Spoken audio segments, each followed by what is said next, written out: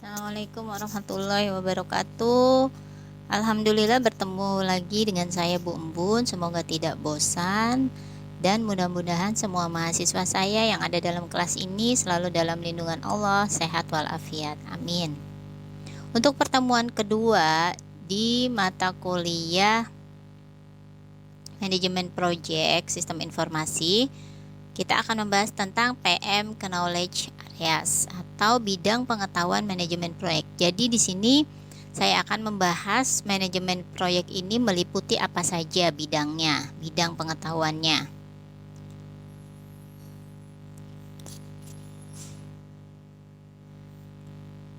Project Management Knowledge Areas ini adalah bidang pengetahuan yang termasuk kelompok proses. Kelompok proses apa saja? Kelompok proses itu ada beberapa. Ini yang akan kita bahas nanti. Yang pertama adalah inisiasi proyek. Yang kedua perencanaan. Yang ketiga pelaksanaan. Yang keempat pemantauan. Dan yang kelima penutupan proyek. Nah, ini yang paling penting di antara semua. Nanti kita akan juga belajar PMBOK. Apa kepanjangannya ada di sini? PMBOK yaitu Project Management Body of Knowledge Guide. Lalu kelompok proses ini karena dia berbentuk kelompok dan biasanya manusia ya, itu dikatakan hubungannya horizontal. Sedangkan pengetahuan dikatakan hubungannya vertikal. Ada 5 proses grup dan 10 pengetahuan, area pengetahuan. 5 proses grupnya yang tadi sudah saya sebutkan, inisiasi, perencanaan, eksekusi, pengendalian, dan penutupan. Ini pakai bahasa Inggris semua. Lalu ada 10 area pengetahuan di dalam project management. Yang pertama integrasi, skup atau ruang lingkup, waktu, biaya, kualitas, lalu SDM, komunikasi, resiko, kebutuhan, dan stakeholder. Itu semua akan kita bahas di sini dan lumayan panjang pembahasannya. Jadi jangan sampai tidur, siapkan kopi dan lain-lain. Gambaran kelompok proses seperti ini nanti. Ada inisiasi, itu prosesnya adalah pengembangan project charter, outputnya project charter. Lalu ada perencanaan, ini pengembangan project management plan, perencanaan manajemen. Outputnya adalah perencanaan, rencana manajemen. Yang ketiga yaitu eksekusi, ini yang berperan, ini prosesnya adalah langsung dan memanage pekerjaan dari project tersebut. Outputnya adalah project sudah terkirim, lalu data, lalu jika ada request dari pelanggan, updatean dan dokumen. Yang keempat adalah pengendalian. Pengendalian ini prosesnya ada 2, ada monitoring atau dimonitor.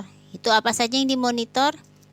Request dari si customer, lalu proyek manajemen, updateannya, serta dokumen yang sudah diupdate. Yang kedua prosesnya ini adalah perform integrated change control. Jadi performa ya, kinerjanya itu yang dicek adalah approve change request. Jadi perubahan dari aplikasi tersebut, lalu change log-lognya ketika mereka login, lalu update dari rencana manajemen, mungkin ada perubahan perencanaannya. Lalu sama tadi dokumen, perubahan dokumennya. Yang terakhir yaitu closing atau penutupan. Penutupan ini outputnya berupa final product, jadi produk yang sudah jadi, pelayanan, lalu transisi jika ada perubahan, dan asetnya, proses asetnya. Jadi untuk menginstal aplikasi tersebut asetnya butuh apa saja. Nah, itu adalah dari project start sampai project finish. 10 bidang pengetahuan itu yang harus diketahui oleh seorang manajer project. Yang pertama ada 4 bidang mengarah ke proyek spesifik. Jadi 4 bidang ini yang paling utama ya. Ada ruang lingkup, waktu, biaya, dan mutu. Sebentar saya tutup ini dulu deh biar tidak mengganggu. Lalu yang kedua ada 4 bidang pengetahuan. Ini merupakan alatnya. Kalau tadi paling penting lingkup, waktu, biaya, dan mutu. Kalau ini alatnya atau sarananya. SDM, komunikasi resiko, dan manajemen pengadaan. Lalu yang ketiga, satu bidang pengetahuan adalah integrasi project. Yang terakhir, project integration management dapat mempengaruhi dan dipengaruhi oleh 9 area pengetahuan lain. Jadi 9 yang tadi yang sudah diketahui tadi ya ini.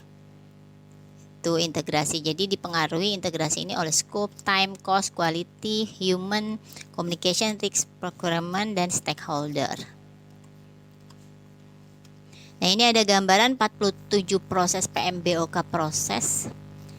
Jadi di sini ada inisiasi, dia mencakup integrasi dan stakeholder. Lalu planning, apa yang direncanakan nih kira-kira? Ada integration, scope-nya bisa 4, lalu waktunya mungkin bisa 6 bulan, 6 tahun. Cost-nya bisa 3 juta atau 3. Kualitasnya sekali saja. Cost-nya ini bisa berulang-ulang diedit ya, bisa 3 kali. Human resource, ini SDM, dan lain-lain bisa dilihat di sini ya. Sehingga totalnya 24, ada 10 areas. Execute 10 ini semuanya. Jadi kalau planning ini harus semua di planning. Kalau awalan hanya integrasi dan stakeholder saja yang diurus. Lalu kalau eksekusi apa saja? Ada integrasi, kualitas, ada SDM, komunikasi, kebutuhan, dan stakeholder. Itu kalau eksekusi. Sedangkan pengendalian ini hampir semua kecuali SDM, karena SDM tidak perlu adanya pengendalian. Jadi pengendalian di sini berhubungan dengan aplikasi. Sedangkan closing itu mirip tadi dengan inisiasi, hanya bukan stakeholder lagi, tapi closing ini integrasi wajib diintegrasikan dan apakah kebutuhannya, procurementnya sudah sesuai dengan yang diinginkan atau belum. Lalu ini juga ada 6 proses yang disebut tadi ya. Nah, inisiasi, planning, executing, monitoring, controlling, dan closing. Jadi knowledge areanya ada yang pertama integrasi. Ini masalah project charter, semuanya hampir project charter ya. Jadi di dalam bidang integrasi ini adalah integrasi itu penyatuan ya. Jadi menyatukan keseluruhan project, aktivitasnya disatukan, diidentifikasi, dan bagaimana cara mengkoordinasi seluruh elemen manajemen project.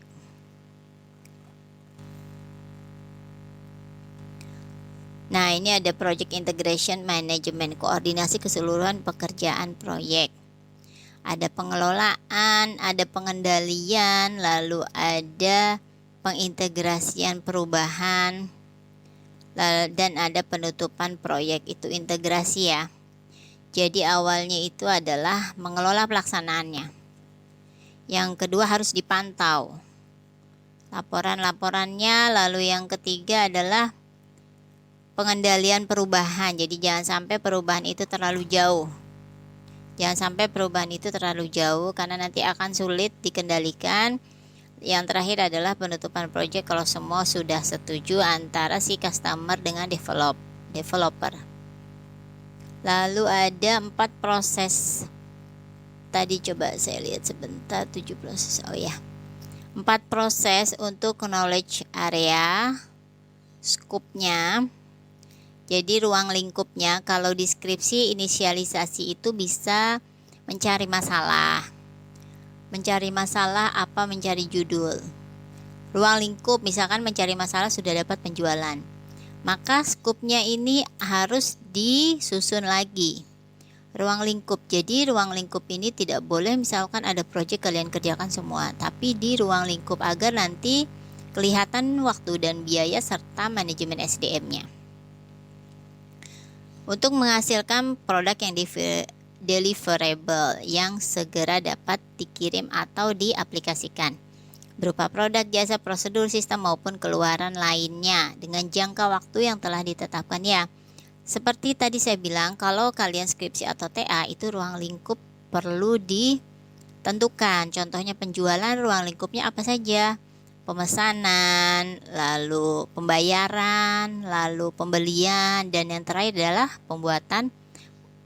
Setelah tadi pembayaran, bukan pembayaran, pengiriman, yang terakhir adalah pembuatan laporan. Nah, itu adalah semua yang termasuk ruang lingkup. Contoh dari pengerjaan TA. Project Scope Management, identifikasi semua yang harus dilakukan dan mengelola hal itu. Jadi semua ruang lingkupnya diidentifikasi, terutama kebutuhannya. Tadi seperti tadi, kebutuhan penjualan tadi kan kalau jual itu harus pesan, bayar, kirim. Setelah itu menentukan ruang lingkupnya tadi. Ruang lingkupnya ya sudah penjualan. Jangan meliputi aspek pembelian juga. Lalu WBS, kalau ini tidak ada di TA ya. WBS ini nanti berupa diagram, ada susunan-susunan skup-skupnya, kelompok-kelompoknya. Lalu validasi persetujuannya antara si customer dengan developer. Setelah itu baru ruang lingkupnya jika ada perubahan. Yang ketiga adalah 7 proses untuk time atau waktu. Jadi kalau mengerjakan skripsi atau TA ataupun mengerjakan proyek itu harus ditentukan waktunya. Diperkirakan, jangan asal. Misalkan kalau TA itu 3 bulan harus selesai. Jangan terakhir-terakhir baru bimbingan dengan dosen. Jangan pas mau sidang baru bimbingan ya, karena rata-rata seperti itu. Manajemen waktu proyek. Jadi kenapa waktu harus di manajemen? Agar tidak terbuang terlalu banyak, karena kalau misalkan waktu proyek lebih dari yang diperkirakan, otomatis biaya juga akan bertambah. Ini harus benar-benar direncanakan. Ada schedule-nya, kalian rencanakan schedule-nya, lalu terutama schedule ya. Misalkan yang pertama stakeholder atau ke customer, lalu yang kedua ada pembuatan program. Yang pertama pengumpulan kebutuhan, pembuatan program, pembuatan desain, pembuatan program, dan lain-lain. Project time management ini yang termasuk mengembangkan jadwal project dan mengelolanya. Yang pertama adalah aktivitas. Aktivitas apa saja yang akan dilakukan di dalam proyek tersebut. Contoh tadi wawancara dengan stakeholder, lalu pengumpulan kebutuhan, dan lain-lain. Lalu sequence ini aktivitas yang berurut, diurutkan aktivitasnya. Lalu durasi aktivitasnya ditentukan, berapa lama durasinya. Misalkan ini wawancara hanya cukup 1 bulan, jadi jangan ada banyak perubahan sehingga memperlambat selesainya proyek. Jadwalnya juga, ini rangkaian aktivitasnya dikembangkan lagi sehingga bisa mempercepat. Lalu dikendalikan tadi schedule-nya. Ada 4 proses untuk cost atau biaya. Ini ada 4 ya. Manajemen biaya proyek, ini harus ada estimasi budget dan harus bisa dikontrol, karena biaya ini tergantung dari waktu juga ya, waktu pengerjaan. Semakin cepat maka biayanya akan semakin hemat, semakin lama pengerjaan maka biayanya akan semakin banyak. Plan cost management, direncanakan biayanya, lalu diperkirakan, ditentukan anggarannya. Anggaran itu bisa membayar programmer, transportasi, membayar analis, dan lain-lain. Lalu dikendalikan. Ada 3 proses untuk yang selanjutnya, untuk quality atau kualitas. Bagaimana sih memanajemen agar proyek tersebut tetap dapat berkualitas? Yang pertama, kualitas ini tergantung dari waktu, biaya, dan ruang lingkup ya. Ini kendalanya. Nah, pengerjaan proyek secara cepat belum tentu kualitasnya bagus. Kualitas bagus ini jika semua kebutuhan dapat dengan mudah dimengerti oleh si user atau customer, dan semua kebutuhan yang diinginkan oleh customer sudah ada di dalam aplikasi tersebut, proyek tersebut. Yang pertama direncanakan, lalu ini adalah memastikan standar prosesnya apakah sudah sesuai atau belum. Tadi sesuai kebutuhan atau belum. Yang terakhir adalah dikendalikan atau dimonitoring. 4 proses untuk SDM. SDM ini salah satu yang berpengaruh adalah tim project. Jadi semua harus benar-benar kompak. kalau jangan sampai ada yang egois, harus bekerja sama sesuai waktunya ya, sesuai schedule-nya. Dan ini seorang HR manajemen ini harus tegas dalam mengontrol si bawahannya, baik itu programmer atau sistem analis atau database dan lain-lain. Dan menunjuk personil tim yang dibutuhkan. Jadi yang tidak dibutuhkan jangan ditunjuk, sesuai dengan kompetensinya. Lalu ada 3 proses untuk communication atau komunikasi. Prosesnya yaitu yang pertama, ini sangat penting komunikasi agar efektif dan efisien antar sesama tim proyek. Harus diadakan rapat ya, tapi tidak boleh sering-sering juga, karena kalau rapat sering-sering akan mengganggu jalannya pengerjaan proyek, akan semakin menjadi lama. Karena rapat itu biasanya tidak cukup 1 jam 2 jam. Manajemen komunikasi proyek, jadi di manajemen komunikasinya direncanakan seperti komunikasi dengan stakeholder, lalu ditanyakan kebutuhannya apa saja, lalu di manajemen komunikasinya agar sesuai aktif antara stakeholder dengan si developer, atau antara user atau customer dengan developer, atau antara tim project. Setelah itu dikendalikan. Nah, ini salah satu faktor yang sangat penting juga, risk atau resiko di dalam manajemen proyek. Dampak negatifnya apa saja itu perlu ditentukan, diidentify, lalu diperkirakan dan dianalisis kemungkinan-kemungkinannya. Seperti tadi, proyeknya akan terlambat, lalu kita lihat resikonya, apakah tim ini benar-benar solid, apakah si programmer benar-benar ahli. Kalau tidak ahli, otomatis proyek terlambat atau mungkin biayanya juga akan bisa bertambah. Project risk management yaitu ada kuantitatif, ada jumlahnya yang tadi berkaitan dengan biaya dan waktu ya, ada plan risk progresnya bagaimana untuk antisipasi dampaknya. Ya tadi si HR manajemen harus tegas terhadap timnya, dan ada pengendaliannya yang sudah teridentifikasi, resikonya itu harus segera ada solusinya. Resikonya ada manajemen proyek. Nah, ini kurang dukungan dari pihak manajemen. Nah, itu resiko juga ya. Proyeknya nggak jelas. Mungkin proyeknya sudah tidak ada tanda tangan hitam di atas putih, jadi bisa pembatalan sepihak. Yang kedua adalah teknologi. Teknologi ini sifatnya teknis. Jadi teknologi baru tidak sesuai dengan platform lama, jadi tidak sesuai dengan aplikasi yang lama yang sudah diterapkan di perusahaan tersebut. Sumber dayanya misalkan sangat sedikit sekali personil yang ahli yang memenuhi kualifikasi untuk mengerjakan proyek tersebut. Ada juga organisasi, konflik bisa nih. Proyek tender ya, biasanya ada konflik karena tendernya besar, mungkin terjadi perebutan konflik antara pihak. Mungkin HR manajemennya nggak cuma satu. Lalu eksternal ini di luar proyek, mungkin juga faktor alam atau regulasi pemerintah, ini yang biasanya nih agak sulit ya, seperti pajak atau seperti harus apa, kan ada perusahaan-perusahaan kecil yang tidak berpajak, tidak ada NPWP padahal mereka ahli, itu termasuk resiko. Lalu ada juga 4 proses procurement atau kebutuhan. Yang pertama yaitu pengadaan proyek ini ya, atau kebutuhan untuk pengadaan proyek harus di manajemen. Yang pertama identifikasi kebutuhan. Yang kedua adalah kontraktornya yang dipekerjakan itu harus ditentukan siapa. Yang ketiga pengendalian, dan yang terakhir adalah penutupan. Ini untuk tahap hampir penyelesaian ya. Jadi ini pengadaan barang atau jasa yang dibutuhkan untuk proyek tersebut.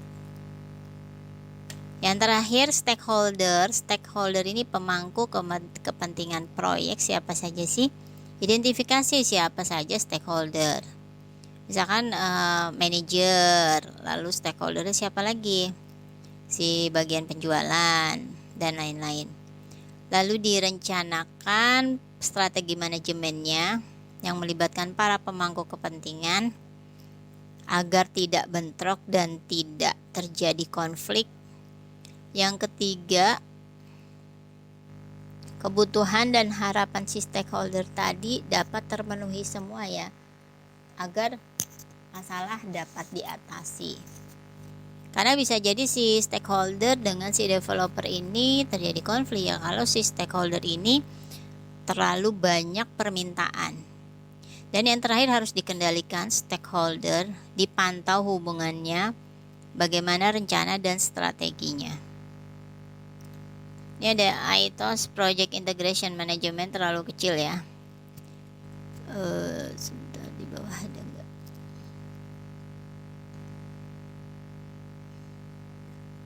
Ini kita baca yang sini saja. Yang pertama, identifikasi dokumen pengembangan proyek. Ya, ini sama. Kalau kalian mengerjakan TA, pasti kalian misalkan proyek penjualan, TA penjualan, kalian identifikasi dokumennya apa saja, seperti surat pesanan, lalu surat jalan, lalu kwitansi dan lain-lain.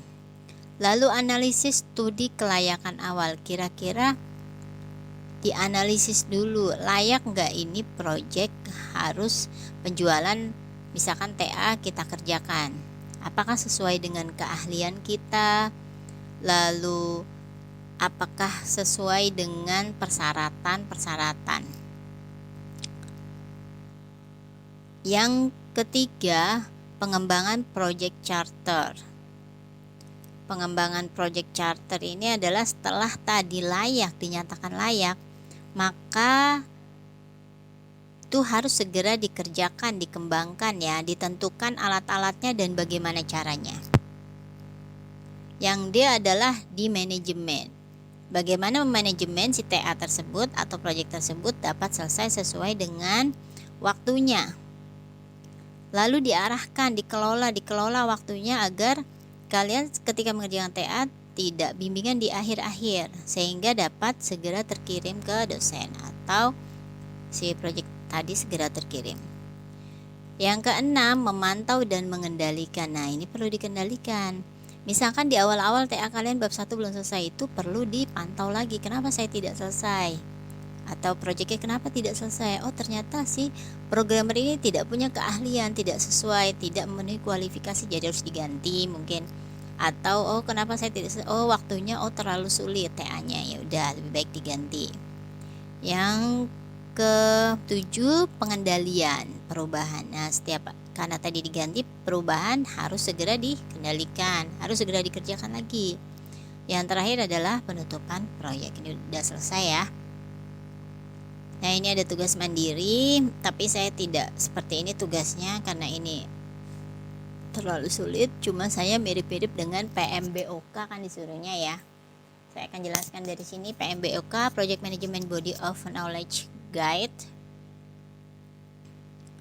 Kita lihat di sini tujuannya. Jadi nanti kalian mencari satu judul project, seperti anggap aja kalian mengerjakan TA. Bagaimana proses inisiasinya? Lalu bagaimana perencanaannya untuk mengerjakan TA tersebut? Tadi beberapa sudah saya jelaskan di awal ya. Di pertengahan atau di awal saya lupa. Lalu bagaimana eksekusinya? Lalu bagaimana monitoring dan controlling? Sedangkan closingnya bagaimana? Silahkan dijelaskan sesuai dengan TA kalian secara detail. Sesuai dengan yang tadi juga saya jelaskan di ini ya. Nah, ini nih identifikasi apa tuh, mirip-mirip lah ya. Nah, ini pertanyaan tidak usah dikerjakan, untuk belajar saja. Ini nomor 1, nomor 2, nomor 3, nomor 4, nomor 5. Jadi tugas yang tadi, ini tugas mandiri, kalian kerjakan nanti berbentuk PDF, kalian upload ke Google Drive, sedangkan link dikopas ke MyBase. Mudah-mudahan apa yang saya jelaskan hari ini dapat bermanfaat. Jangan lupa like, comment, dan subscribe. Saya kurang lebihnya saya mohon maaf. Saya akhiri dulu. Assalamualaikum warahmatullahi wabarakatuh.